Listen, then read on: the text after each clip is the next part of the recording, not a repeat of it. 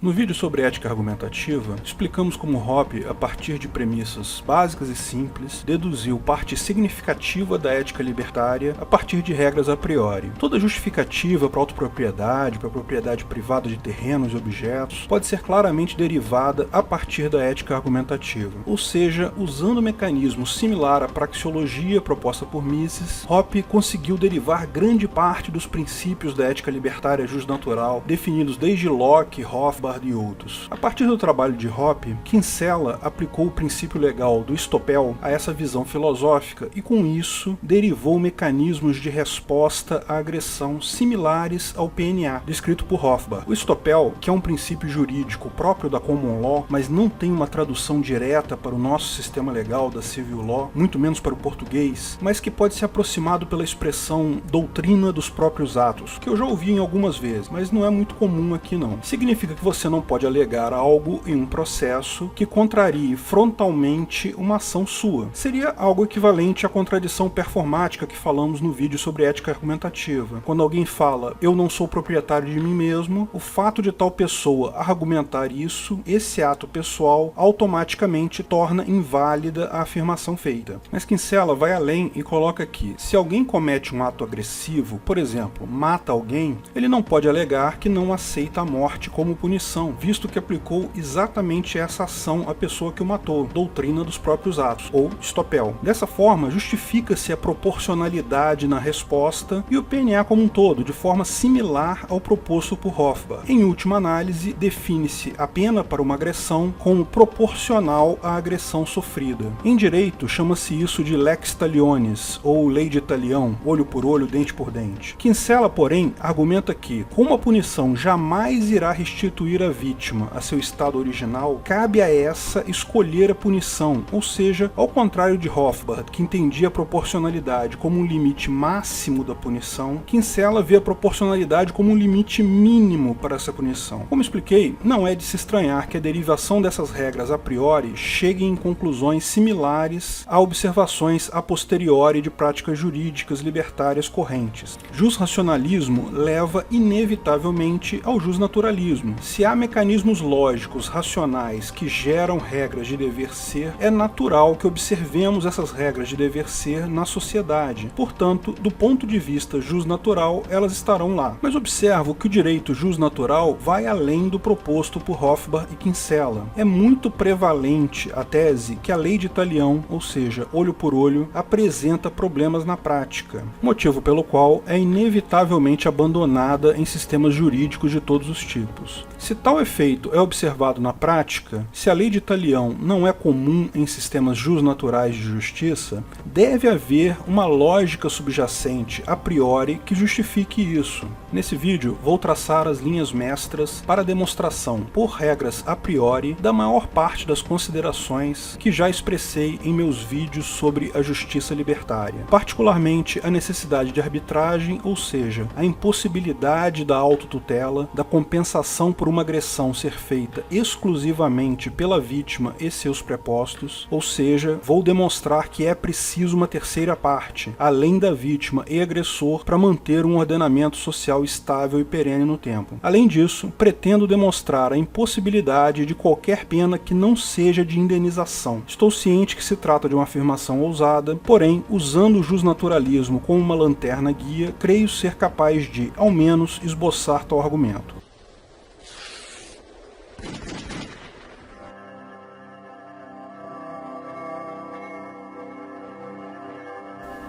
Onde está o erro na ética argumentativa?